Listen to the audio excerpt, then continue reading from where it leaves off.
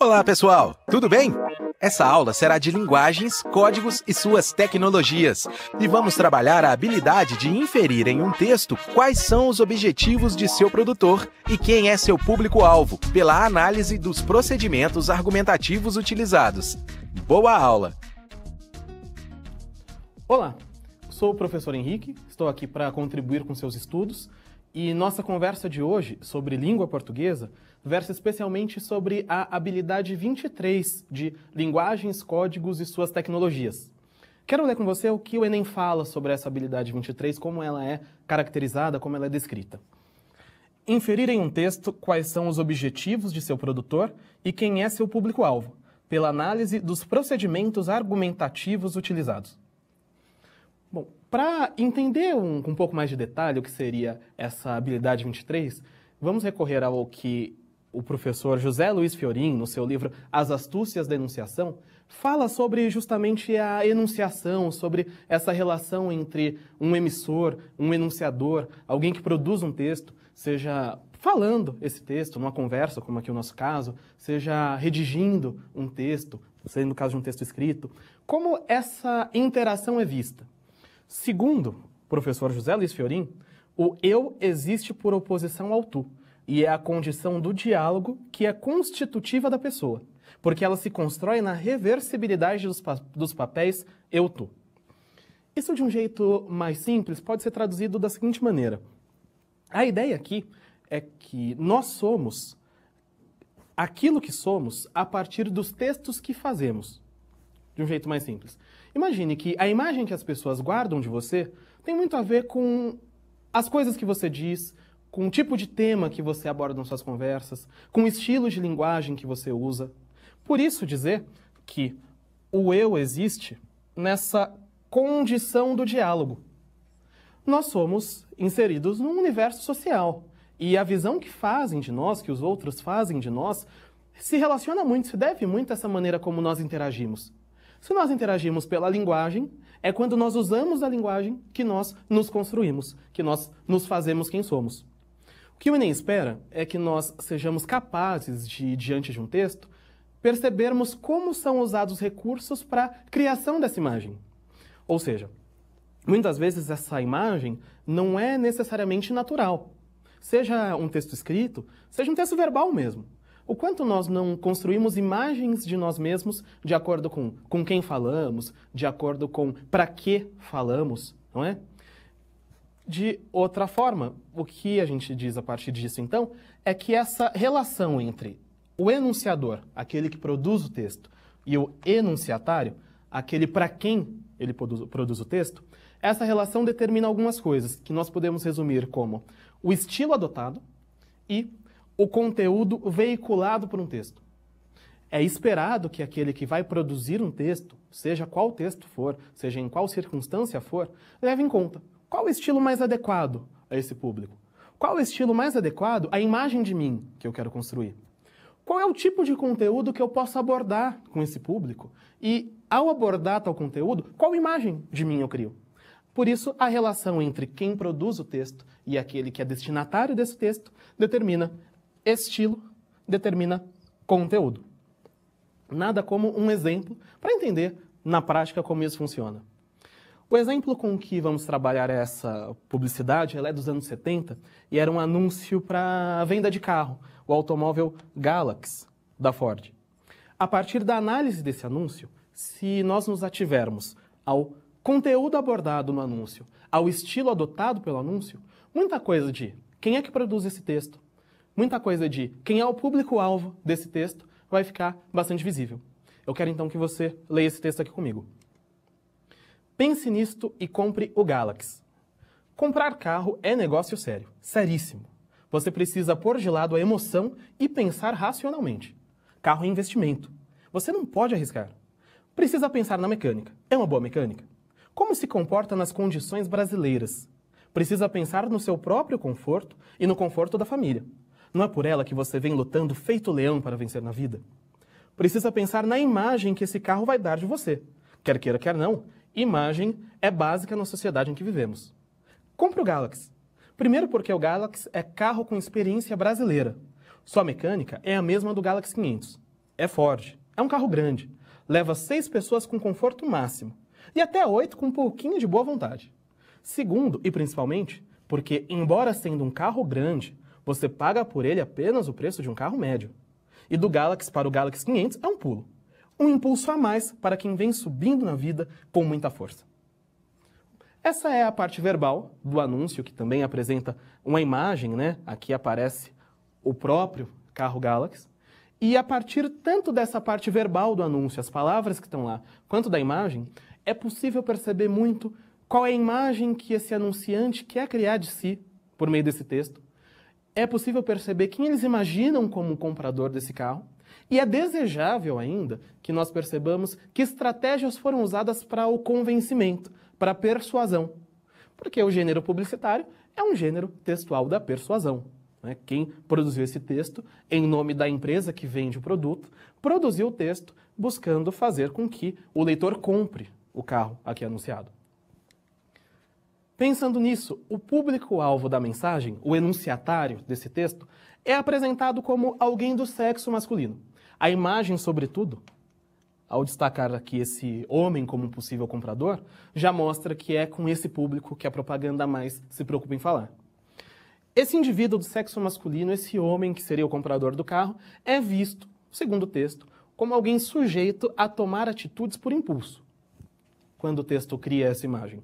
Quando faz questão de alertá-lo de que comprar carro é coisa séria, é seríssima, é necessário pensar racionalmente.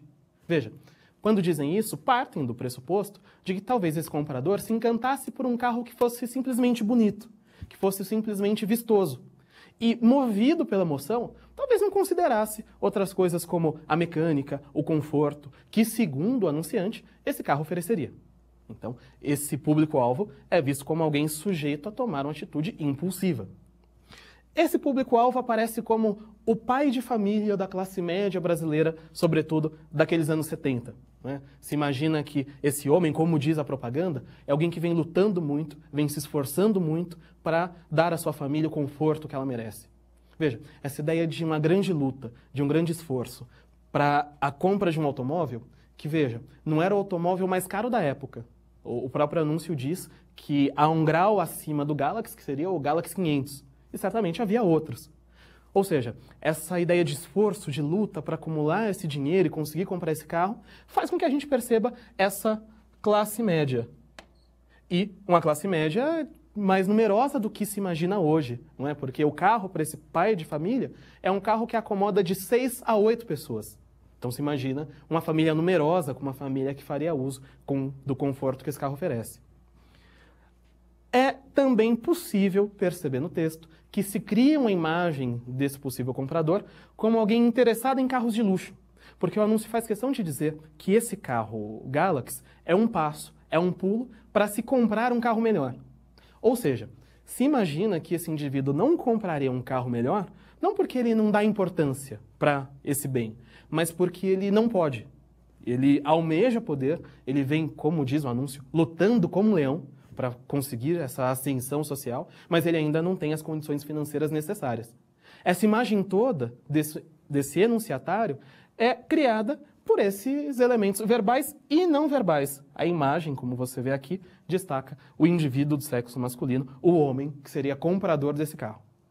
Bom, mas quem é que vende esse carro? Quem é um anunciante?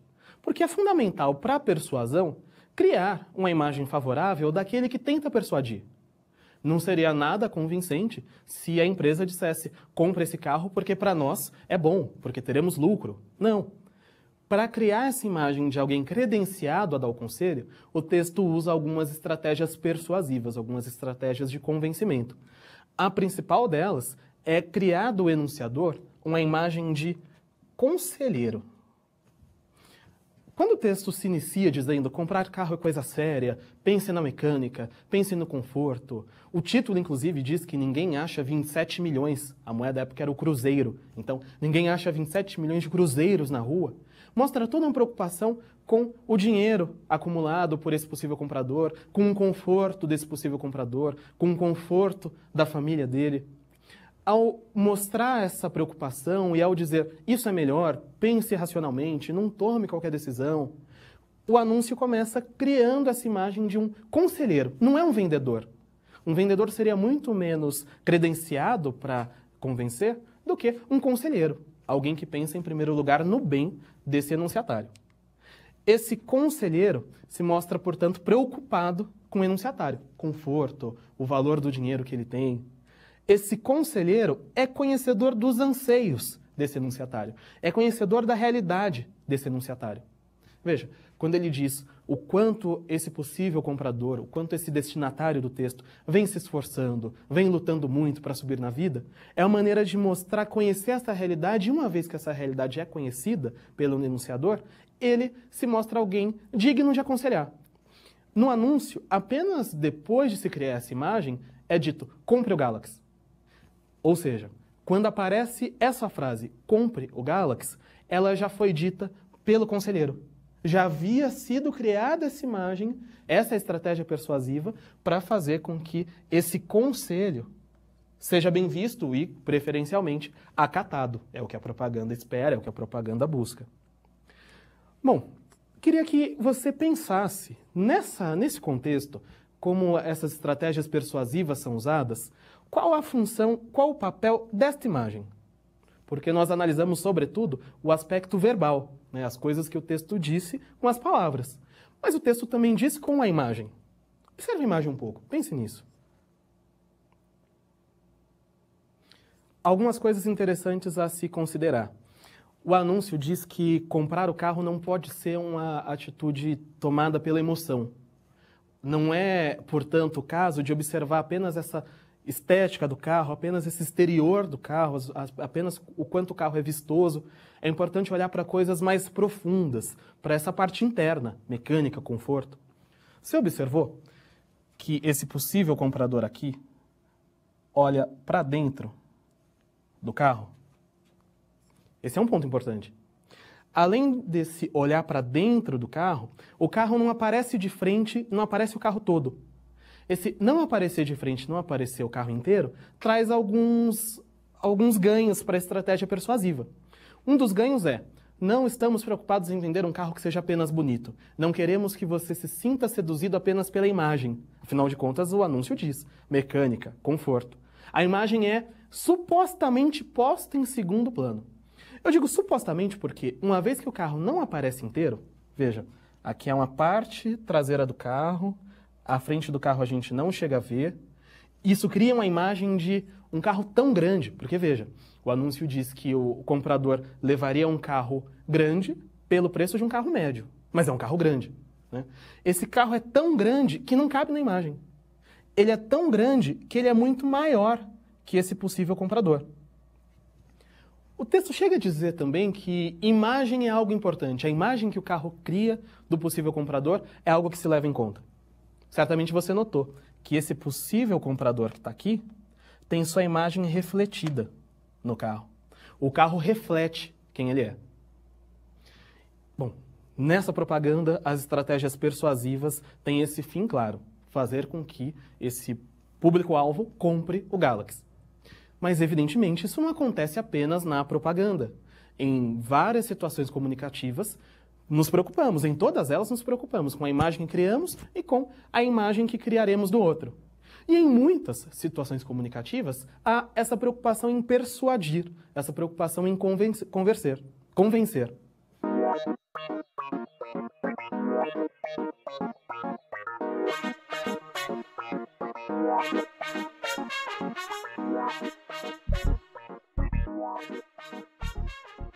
Para encerrar, quero que você veja comigo um exemplo da literatura. E te faço já uma pergunta. Será que a alcoviteira vai para o céu? Contextualizando. Nós vamos ler um trecho do Alto da Barca do Inferno, um livro de Gil Vicente, uma obra de Gil Vicente.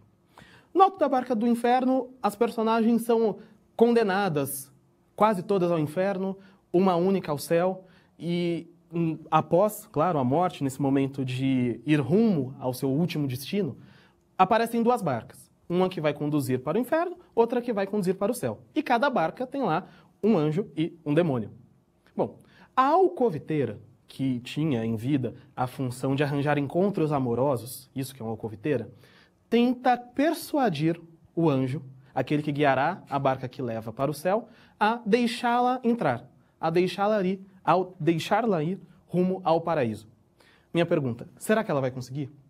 Quando ela se apresenta ao anjo, o anjo já não é lá tão receptivo. Pergunta a alcoviteira, eu não sei quem te cá traz. Peço-vo-lo de giolhos, cuidais que trago piolhos, anjo de Deus, minha rosa. Eu sou Brísida, a preciosa, que dava as moças aos molhos, a que criava as meninas para os cônegos da sé.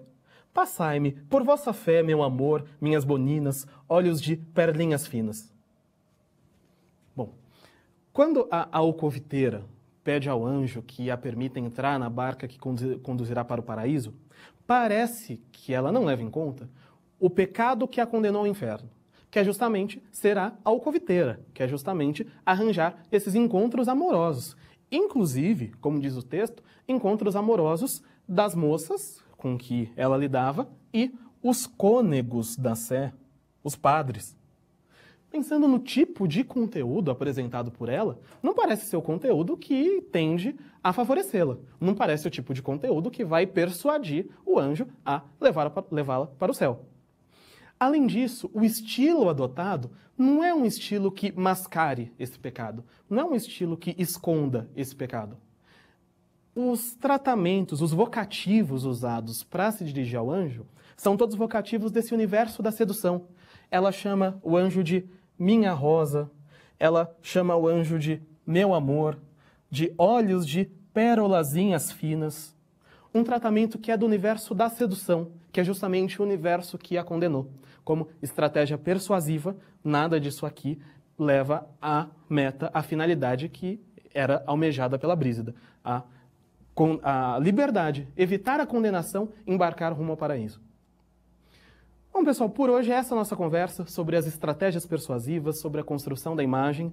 Continuem seus estudos e até uma próxima. Para desenvolver melhor essas habilidades, consulte a ficha de estudo número 19. Bom estudo e até a próxima aula!